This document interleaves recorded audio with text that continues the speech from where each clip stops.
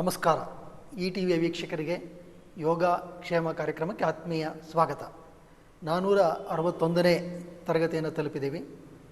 ಪಾದಕ್ಕೆ ಸಂಬಂಧಪಟ್ಟ ಅನೇಕ ಆಸನಗಳನ್ನು, ಚಲನೆಗಳನ್ನು ನಾವು ಗಮನಿಸ್ತಾ ಇದ್ದೀವಿ. ಪಾದದ ಆರೋಗ್ಯವನ್ನು ಹೇಗೆ ನಾವು ಕಾಪಾಡ್ಕೋಬೋದು, ಯಾಕೆ ಅಂತ ಹೇಳಿದ್ರೆ ಪಾದದಲ್ಲಿ ಪ್ರತಿಯೊಂದು ಪಾದದಲ್ಲೂ 26 ಮೂಳೆಗಳಿರುತ್ತೆ ಮತ್ತು 33 ಕೀಲುಗಳಿರುತ್ತೆ. ಅಷ್ಟು ಸಂಕೀರ್ಣವಾಗಿರ್ತಕ್ಕಂಥ ಒಂದು ಅಂಗ ಇದು. ಅದರಲ್ಲೂ ಈ ಕಾಲು ಬೆರಳುಗಳು ಸಹ ಪ್ರಮುಖ ಪಾತ್ರವನ್ನು ವಹಿಸುತ್ತೆ. ನಮ್ಮ ನಡಿಗೆಯಲ್ಲಿ ನಾವು ಮುಂದಕ್ಕೆ ಹೋಗಬೇಕಾದ್ರೆ, ಮುಂದಕ್ಕೆ ನಮ್ಮನ್ನು ತಳ್ಳಬೇಕಾದ್ರೆ, ದಟ್ ಪ್ರಪಲ್ಷನ್, ಅದಕ್ಕೆ ಈ ಕಾಲು ಬೆರಳುಗಳು ಭಾಳ ಮುಖ್ಯ ಆಗುತ್ತೆ. ಈಗ ಕಾಲು ಬೆರಳುಗಳಿಗೆ ನಾವು ಕೊಡಬಹುದಾದಂಥ ಒಂದು ಸುಲಭ ಸಾಧ್ಯ ಚಲನೆ, ಅದನ್ನು ನಾವು ಗಮನಿಸೋಣ. ಮೊದಲಿಗೆ ಮುಂದುಗಡೆ ಒಂದು ಕುರ್ಚಿ ಇಟ್ಕೊಳ್ಳಿ ಅಥವಾ ಗೋಡೆ ಆಧಾರವಾಗಿ ಇಟ್ಕೊಂಡು ಮಾಡ್ಬೋದು. ನಿಂತ್ಕೊಳ್ಳಿ ತಾಡಾಸನದಲ್ಲಿ. ಇಲ್ಲಿ ಬನ್ನಿ. ನಿಮ್ಮ ಹಿಂದ್ಗಡೆ ಒಂದು ಬ್ಲ್ಯಾಂಕೆಟ್ ಇಟ್ಕೊಂಡಿರಿ. ಯಾಕೆಂತೇಳಿ ಕಾಲು ಬೆರಳುಗಳನ್ನು ನಾವು ಹಾಗೇ ಗಟ್ಟಿ ನೆಲದ ಮೇಲೆ ಮಡಚಲಿಕ್ಕೆ ಹೋಗಬಾರ್ದು. ನಾವು ಮುಖ್ಯವಾಗಿ ಗಮನಿಸಬೇಕಾಗಿರ್ತಂತ ಅಂದರೆ ಈ ಕಾಲು ಬೆರಳುಗಳಲ್ಲೂ ಸಹ ಅನೇಕ ಕೀಲುಗಳಿರುತ್ತೆ.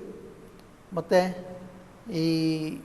ಆ ಕೀಲುಗಳ ಪರಸ್ಪರ ಚಲನೆ ಸರಿಯಾದ ರೀತಿಯಲ್ಲಿ ಇದ್ದರೆ ಮಾತ್ರ ನಮ್ಮ ನಡಿಗೆ ಎಲ್ಲ ಸಪ್ರಮಾಣದಲ್ಲಿ ಸರಿಯಾದ ರೀತಿಯಲ್ಲಿ ನಡೀಲಿಕ್ಕೆ ಸಾಧ್ಯ. ಈಗ ಇಲ್ಲಿ ಕುರ್ಚಿಯನ್ನು ಇಟ್ಕೋಬೇಕು. ಬಲಗಾಲನ್ನು ಹಿಂದಕ್ಕೆ ತೊಗೊಳ್ಳಿ. ಕಾಲು ಬೆರಳನ್ನು ಹೀಗೆ ಮಡಚಿ ಕಾಲು ನೇರ ಮಾಡಿ. ಇದು ಪ್ರಾಯಶಃ ಸುಲಭವಾಗಿ ಪ್ರತಿಯೊಬ್ಬರು ಮಾಡಬಹುದಾದಂಥ ಒಂದು ಚಲನೆ. ಪ್ರತಿಯೊಬ್ಬರು ಇದನ್ನು ಅಳವಡಿಸ್ಕೋಬೋದು, ಭಾಳ ಸುಲಭವಾಗಿ ಮಾಡ್ಬೋದು. ಮತ್ತು ಇಲ್ಲಿ ನಾವು ಗಮನಿಸಬೇಕಾಗಿರೋದು ಪಾದದ ತಳಭಾಗದಿಂದ from the base of the metatarsals to the heel, ಪಾದ ನೆಲಕ್ಕೆ ಸ್ವಲ್ಪ ಮುಂದಕ್ಕೆ ತಳ್ಳಿ ಲಂಬವಾಗಿರಬೇಕು. ದಿಸ್ ಶುಡ್ ಬಿ ಪರ್ಪೆಂಡಿಕ್ಯುಲರ್, ಮೊದಲನೇದು. ಎರಡನೇದು, ನಾವು ಈಗ ಚಾಚಿರಬೇಕಾದ್ರೆ ತೊಡೆ, ಮಂಡಿ, ಕಣಕಾಲು ಮತ್ತು ಹಿಮ್ಮಡಿ ಇದೆರಡೂ ಒಂದೇ ರೇಖೆಯಲ್ಲಿ ಇದೆಯಾ ನೋಡಬೇಕು. ಇದಕ್ಕೆ ಕಾರಣ ಏನಂತ ಹೇಳಿದ್ರೆ ಈ ಪಾದ ಒಮ್ಮೊಮ್ಮೆ ಬೇರೆ ರೀತಿಯಲ್ಲಿ ತಿರ್ಕೊಂಬಿಡ್ಬೋದು. ಅದು ನಮ್ಮ ನಿಲುವು ನಡಿಗೆ ಮೇಲೆ ಅದೇ ರೀತಿಯಾದಂಥ ಪರಿಣಾಮವನ್ನು ಹೊಂದಿರುತ್ತೆ. ಇಲ್ಲಿ ತಾವು ಗಮನಿಸಿದಾಗೇ ಕಾಲು ಬೆರಳುಗಳನ್ನು ಒಳಕ್ಕೆ ಮಡಚಿದ್ದೀವಿ. ಮತ್ತು ಈಗ ಹೊರಮುಖವಾಗಿ ಮಡಚಬೇಕು. ಈ ಕಾಲು ಬೆರಳುಗಳನ್ನು ಹೀಗೆ, ಇಲ್ಲೂ ಅಷ್ಟೇ ಕಾಲು ನೇರ ಮಾಡಿ. ಇಲ್ಲೂ from the base of the metatarsals to the heel, the foot should be nearly perpendicular to the floor. ಪಾದ ನೆಲಕ್ಕೆ ಲಂಬವಾಗಿರಬೇಕು. ಮತ್ತು ಈ ರೀತಿ ಮಡಚಿದಾಗ ತಾವು ಗಮನಿಸಬೇಕು, ಇಲ್ಲಿ ಕಾಲು ಬೆರಳುಗಳು ಹೊರಮುಖವಾಗಿ ಮಡಚ್ಕೊಳ್ಳುತ್ತೆ. ಈ ಸಂದರ್ಭದಲ್ಲಿ ಈ ಥರದ ಒಂದು ಮೆತ್ತನೆಯ ಹಾಸು ಇರತಕ್ಕಂಥದ್ದು ಅಗತ್ಯ. ಇಲ್ಲ ಅಂತ ಹೇಳಿದ್ರೆ ಮೇಲ್ಬದಿಯ ಮೂಳೆಗಳಿಗೆ ಅನಪೇಕ್ಷಿತವಾದಂಥ ಒತ್ತಡ ಉಂಟಾಗುತ್ತೆ. ಅದನ್ನು ತಡಿಬೇಕಾದ್ರೆ ಈ ಕ್ರಮವನ್ನು ಅಳವಡಿಸ್ಕೋಬೇಕು. ಮತ್ತು ಈ ರೀತಿ ಮಾಡೋದ್ರಿಂದ ತಾವು ಗಮನಿಸಬೇಕು, ಇಲ್ಲಿರ್ತಕ್ಕಂತಹ ಪಾದದ ಕಮಾನು, the arch of the foot, ಅದಕ್ಕೂ ಸಹ ಸಾಕಷ್ಟು ಉಪಯುಕ್ತತೆ ಲಭ್ಯವಾಗುತ್ತೆ. ಮತ್ತು ಈ ಸಮರೂಪತೆಯನ್ನು ಗಮನಿಸಿ ಅಭ್ಯಾಸ ಮಾಡಬೇಕು.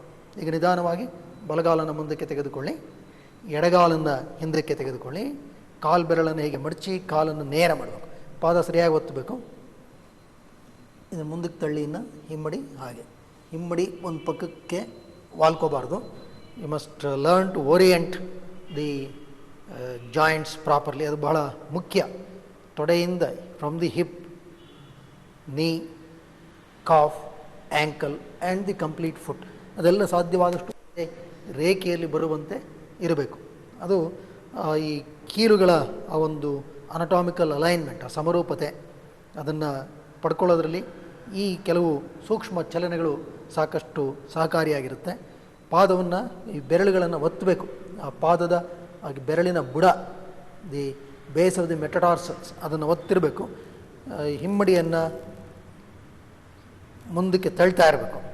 ಇದು ಪ್ರಾಯಶಃ ನಾವು ಸರಿಯಾದ ರೀತಿಯಲ್ಲಿ ನಡೆದರೆ ಇದು ನಾವು ಗಮನಿಸ್ತಾ ಇರ್ತೀವಿ. ಹೀಗೆ ತಳ್ಳೋದು, ಅದು ನಾವು ಅನೇಕ ವೇಳೆ ನಾವು ನಡೆಯೋದನ್ನೇ ಮಾರ್ಪಾಡು ಮಾಡ್ಕೊಂಡ್ಬಿಟ್ಟಿರ್ತೀವಿ. ನಾವು ನಡಿಬೇಕಾದ್ರೆ ಮೊದಲು ಹೀಲ್ ಶುಡ್ ಟಚ್, ಹಿಮ್ಮಡಿ ಇಡಬೇಕು. ಆಮೇಲೆ ಪಾದ ಪೂರ್ತಿ ಇಟ್ಟು ಹೀಗೆ ಕಾಲು ಬೆರಳುಗಳನ್ನು ಮೇಲೆ ಒತ್ತಿ ಹಿಮ್ಮಡಿಯನ್ನು ಮೇಲಕ್ಕೆತ್ತಿ ಮುಂದಕ್ಕೆ ಹೋಗಬೇಕು. ಆದರೆ ಅನೇಕ ವೇಳೆ ನಾವು ಇಡೀ ಪಾದವನ್ನು ಎತ್ತಿ ಚಪ್ಪಟೆಯಾಗಿಡ್ತಾ ಇರ್ತೀವಿ. ಅದು ನಡೆಯುವ ಕ್ರಮ ಅಲ್ಲ. ಹಾಗಾಗಿ ಇದನ್ನು ತಿದ್ಕೋಬೇಕು. ಈ ಎಲ್ಲ ಕ್ರಮಗಳಲ್ಲೂ ಸಹ ಇದು ಈ ರೀತಿಯಾದ ಚಲನೆಗಳು ಸಾಕಷ್ಟು ಸಹಕಾರಿಯಾಗಿರುತ್ತೆ. ಮತ್ತು ಕಾಲು ಬೆರಳುಗಳನ್ನು ಹೊರಮುಖವಾಗಿ ಮಡಚಬೇಕು. ಈ ಪಾದದ ಕಾಲು ಬೆರಳುಗಳ ಬುಡವನ್ನು ಒತ್ತಬೇಕು. ಕಾಲು ನೇರ ಆಗಬೇಕು. ಈ ಎಲ್ಲ ಚಲನೆಗಳನ್ನು ಸುಮಾರು 15ರಿಂದ 20 ಸೆಕೆಂಡ್ಗಳಷ್ಟು ಕಾಲ ನಾವು ಕಾಯ್ದುಕೊಳ್ಬೇಕು. For about 20 to 15 seconds you should learn to hold the posture. ಹಿಂಬದಿಯಲ್ಲಿ ಯಾವ ಕಾಲು ಚಾಚಿರ್ತೀವೋ ಆ ಕಾಲು ನೇರ ಇರಬೇಕು. ಮತ್ತು ಬೆನ್ನುಗಂಬ ದೃಢವಾಗಿ ಸ್ಥಿರವಾಗಿರಬೇಕು. ಸೊಂಟ ತಿರುಗಬಾರ್ದು. Don't turn the pelvic rim. So get that alignment properly. ಆ ಒಂದು ಚಾಚುವಿಕೆ ಅದನ್ನು ಸರಿಯಾದ ರೀತಿಯಲ್ಲಿ ನಾವು ಕೊಡ್ತಕ್ಕಂಥದ್ದು ಬಹಳ ಅಗತ್ಯ. ಎಡಗಾಲನ್ನು ಮುಂದಕ್ಕೆ ತೆಗೆದುಕೊಳ್ಳಿ. ತಾಡಾಸನ, ಸ್ವಸ್ತಿಕಾಸನದಲ್ಲಿ ಕೂತ್ಕೊಳ್ಳಿ. ಈ ಚಲನೆಗಳನ್ನು ಸುಮಾರು 2-3 ಬಾರಿ ಪುನರಾವರ್ತಿಸಬೇಕು. ಈ ಪ್ರಾಯಶಃ ಈ ರೀತಿಯಾದಂಥ ಚಲನೆ ಪ್ರತಿಯೊಬ್ಬರು ಮಾಡ್ಬೋದು. ಯಾರಿಗೆ ಕಾಲು ಬೆರಳುಗಳಲ್ಲಿ ಯಾವುದೇ ವಿಧವಾದಂಥ ಒಂದು ಸ್ಟ್ರೆಸ್ ಫ್ರ್ಯಾಕ್ಚರ್ ಅಥವಾ ಅಲ್ಲಿರ್ತಕ್ಕಂತಹ ಮೂಳೆಗಳ ಸಾಂದ್ರತೆ